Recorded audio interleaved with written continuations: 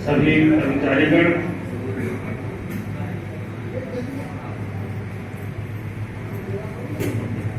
पत्रकार बंधुओं और हमारे बीच उपस्थित स्वतंत्रता सेनानी श्री तिवारी जी, सर्वप्रथम स्वतंत्रता दिवस के इस महान राष्ट्रीय पर्व पर हम आप सबको हार्दिक बधाई और शुभकामना देते हैं। कुछ कहने से पहले इस देश को सदियों की गुलामी से आजादी दिलाने वाले भारत माता के सपूतों जो शहीद हुए, जिन्होंने अपना बलिदान दिया, ऐसे शहीदों को हम अपना श्रद्धासुमन सर्वप्रथम अर्पित करते हैं। आप सभी जानते हैं यह देश 200 साल की अंग्रेजों की गुलामी में रहा। ब्रिटिश शासनकाल धीरे धीरे इस देश में स्थापित हुआ। मुगल बादशाह अपना अस्तित्व खो रहे थे और भारत के पूर्वी छोर यानी बंगाल में अंग्रेजी हुकूमत का प्रचार प्रसार शुरू हो गया। वहीं से उदय हुआ और धीरे धीरे पूरे देश पर उनका अखंड साम्राज्य स्थापित हो गया। उन्होंने बहुत ही बुद्धिमानी पूर्वक इस देश की स्वतंत्रता को अपने हाथ में ले लिया। देश को पता ही नहीं चला कि पूरा देश राजे रजवाड़ों को रखते हुए सभी महाराजा थे, सभी नवाब थे। अपने को नवाब करते थे, अपने को महाराजा करते थे। आम जनता तो नहीं करती थी। महाराजा फला, महाराजा फला, नवाब फला, हैदराबाद, लखनऊ, तमाम नवाब भी थे और तमाम महाराजा भी थे। फिर भी देश की आजादी नहीं थी। ऐसा राज्य जिसमें आपको स्वतंत्रता न हो, ऐसा एक देश अंग्रेजों ने बना दिया इस महान देश को। धीरे धीरे लोगों में चेतना आई। लोग समझने लगे कि वो गुलाम है, देश में रहते हुए भी आजाद नहीं है। और 1857 में सबसे पहले किसी पूर्वांचल की धरती से स्वतंत्रता का संग्राम गूंजा जो पूरे देश को जगा दिया, जिसे हम 1857 की प्रथम स्वतंत्रता संग्राम की क्रांति कहते हैं। लेकिन यह ऐतिहासिक तथ्य है, वह क्रांति बिना किसी आयोजना के और बिना किसी नेतृत्व के थी। अतः जगह जगह उठी और जगह जगह दबा दी गई।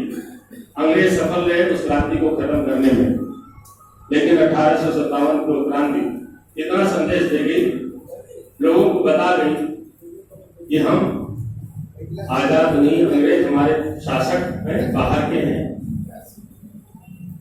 हमें अपना शासन बनाना चाहिए, तभी इस देश का विकास हो सकता है। अंग्रेजों के साथ नीति थी, दो नीति थी, फूट करो और राज करो और देश को लूटो, देश को बाजार के रूप में बना दो, अंग्रेजी उत्पादों से भर दो और जनता का शारीरिक और नैतिक शोषण करो, आर्थिक शोषण करो और ब्रिटेन के राजकोष को भरते जाओ। इसके प्रति भी धीरे धीरे लोगों ने महसूस किया कि हमें आजाद होना है तो एक तरीका बनाना पड़ेगा। बहुत ही लंबी कहानी है। 1885 से लेकर के 1947 तक, जब कांग्रेस, राष्ट्रीय भारतीय कांग्रेस की स्थापना हुई 1885 में, और वह एक ऐसा संगठन था जो अंग्रेजों से अपने अधिकारों के लिए लड़ना प्रारंभ किया। वो संगठन बढ़ता गया। संगठन एक आंदोलन के रूप में तब आया जब इस देश के महान सपूत, देश के राष्ट्रपिता महात्मा गांधी इस आंदोलन का नेतृत्व अपने हाथों में लिए। उन्होंने देखा कि कांग्रेस का यह आंदोलन कुछ कुलीन लोगों का आंदोलन बनकर रह गया है, जो कुछ सुविधाओं के लिए मांग कर रहा है। सिविल सर्विसेज में एज बढ़ाने की मांग कर रहा है।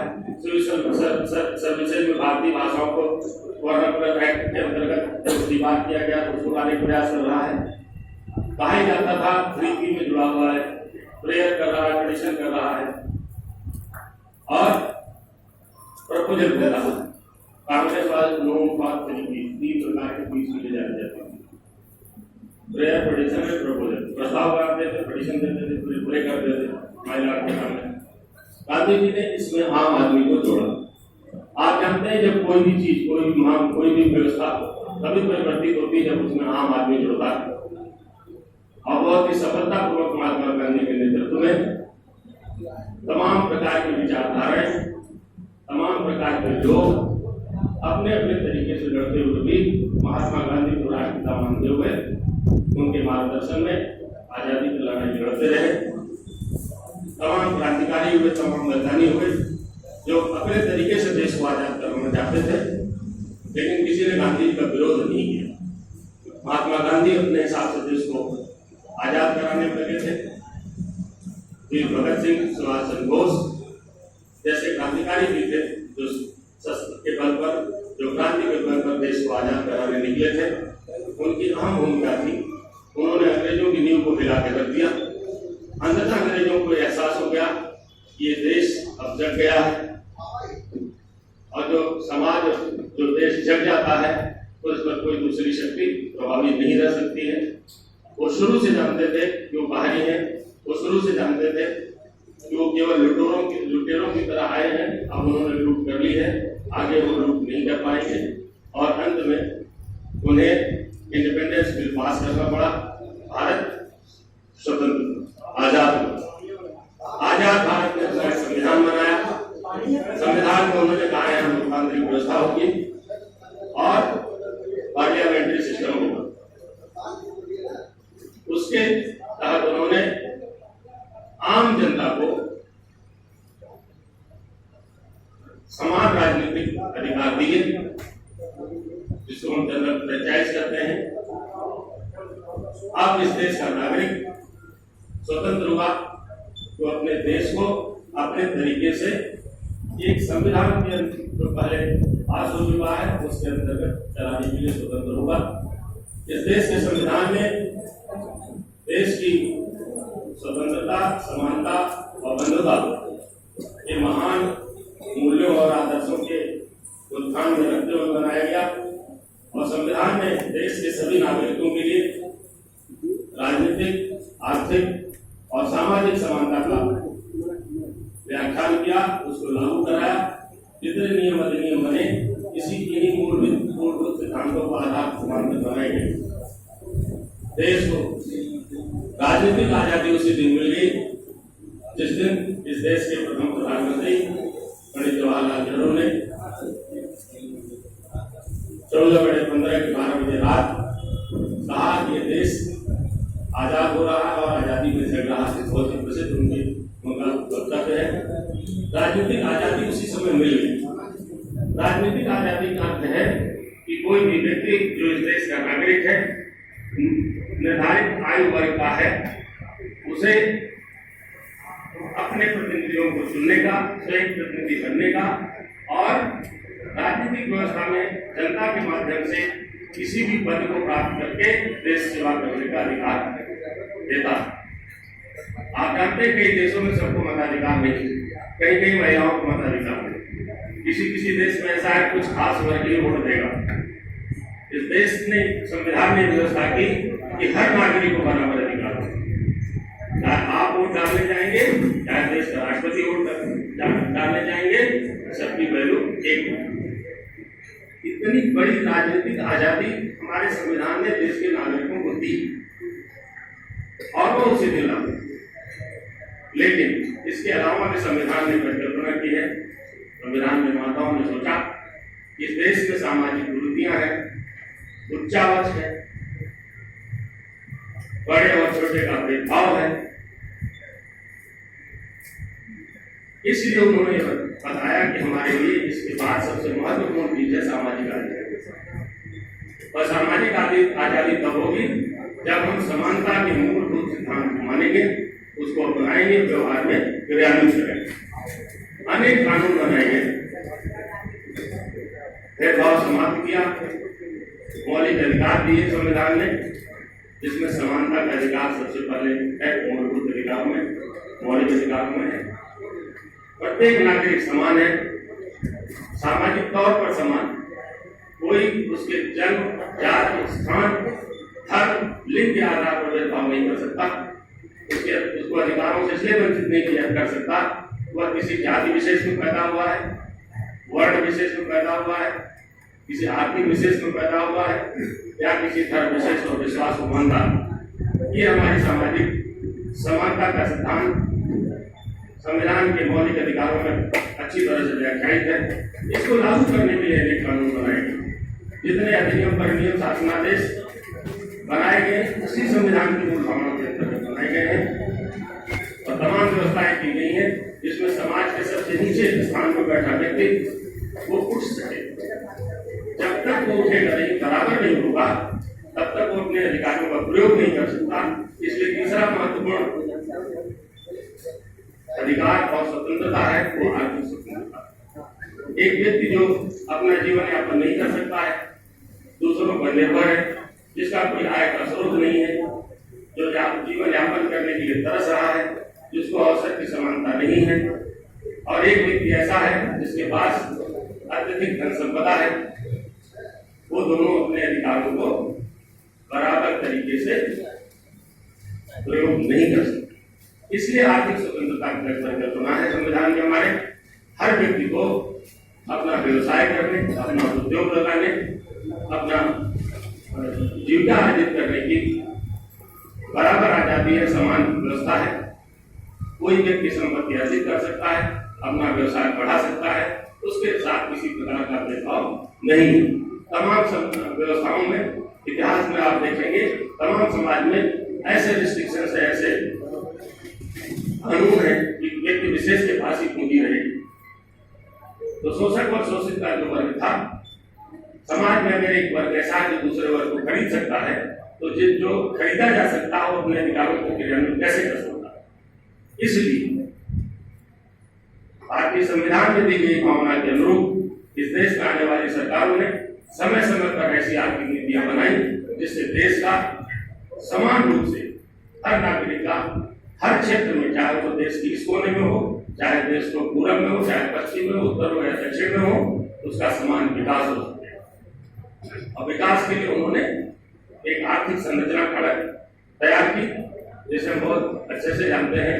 पंडित जवाहरलाल नेहरू ने 2 प्रकार की व्यवस्थाओं को एक साथ समाहित किया, जिसमें पब्लिक सेक्टर और प्राइवेट सेक्टर दोनों, खास करके उस समय पब्लिक सेक्टर को ज्यादा जोर दिया गया था। आप जानते हैं जहां निजी क्षेत्र को बढ़ावा होगा वहां पूंजीपति बढ़ेंगे, आर्थिक संकेंद्रण होगा, 50-100 लोगों के हाथ में पूरे देश की अर्थव्यवस्था चली जाएगी, जैसे पूंजीवादी अर्थव्यवस्थाओं में होता है। बहुत विस्तार से इस पर चर्चा मैं नहीं करूंगा, केवल इतना जैसे अमेरिका और तमाम नए देश जो पूंजीवादी अर्थतंत्र पर आधारित है, देश ने सोशलिस्टिक इकोनॉमी को चुना। वो इसलिए चुना कि जहां पर इतनी गरीबी है, इतनी बेरोजगारी है, इतनी साधनहीनता है कि व्यक्ति अपना रोजगार खड़ा ही नहीं कर सकता। इसलिए प्रारंभिक तौर पर उस अर्थनीति को अपनाया गया जिसमें सरकारी तंत्र यानी गवर्नमेंट सेक्टर में मूलभूत जो संरचनाएं हैं, इंफ्रास्ट्रक्चर, वो सरकार तैयार करेगी और छोटे छोटे व्यवसाय में निजी क्षेत्र में कार्य करेंगे। इसलिए मूलभूत संरचनाएं जैसे स्वास्थ्य सुविधाएं, शिक्षा की व्यवस्था, सड़कें, ये सारी की सारी गवर्नमेंट सेक्टर में चलती रही, जो आज भी चल रही है। समान आर्थिक विकास सभी क्षेत्रों का हो, इस प्रकार की नीतियां हमारी चलती रही। समय समय पर इस आर्थिक स्वतंत्रता को सुनिश्चित करने के लिए तमाम नीतियां बनी, जैसे गरीबी हटाओ, रोजगार परक तमाम योजनाएं बनी। माननीय प्रधानमंत्री जी ने वर्तमान समय में अनेक ऐसी योजनाएं चलाई हैं, स्टैंड अप, स्टार्टअप, ये सारी योजनाएं लोगों में उद्यमिता के विकास के लिए, स्वावलंबन के विकास के लिए, आत्मनिर्भरता के विकास के लिए ये जो कदम उठाए हैं सब भारत सरकार ने, उसी आर्थिक आजादी जो हमारे संविधान में परिकल्पित है, उसे मूर्त रूप देने के लिए, उसे व्यवहार में क्रियान्वित करने के लिए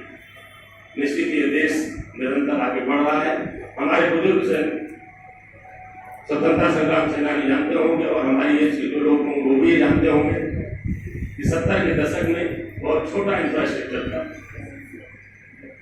एक पीएससी होती थी, उस पर कुछ 1-2 डॉक्टर होते थे, दवाई नहीं थी, सड़कें नहीं थी, ब्लॉक मुख्यालय नहीं जुड़े थे, तहसील मुख्यालय तक भी नहीं जुड़े थे। आज पूरे देश में हर गांव सड़कों से जुड़ा हुआ है, बिजली चालू हर गांव में भेजने का प्रयास चल रहा है। जो कस्बे जो क्षेत्र नहीं जुड़े हैं उनको जोड़ने का निरंतर प्रयास चल रहा है, यानी हर क्षेत्र में आर्थिक विकास की प्रक्रिया चल रही है। और जिस दिन यह देश आर्थिक रूप से स्वतंत्र होगा, यहाँ की जो मानव की संपदा है वह आत्मनिर्भर हो जाएगी, तब यह देश वस्तुतः विश्व में सर्वोत्कृष्ट देशों की श्रेणी में भी नंबर 1 पर आ जाएगा। आप जानते हैं हमें अपनी नीतियों पर भरोसा रखना चाहिए, अपने सिद्धांतों पर भरोसा रखना चाहिए और उसकी पूरी सत्यनिष्ठा और ईमानदारी से उसका क्रियान्वयन करना चाहिए। इतनी नीतियां हैं, इतनी व्यवहारिक रूप से उन्हें आजमाई हुई नीतियां हैं, अगर उन्हें आप पूरी तौर पर लागू कर दिया जाए तो इस देश में न तो बेरोजगारी रहेगी और न इस देश में गरीबी रहेगी और हम एक सम्मानित जीवन हर नागरिक को बिताने के लिए अवसर दे सकें। लेकिन ऐसा नहीं होगा।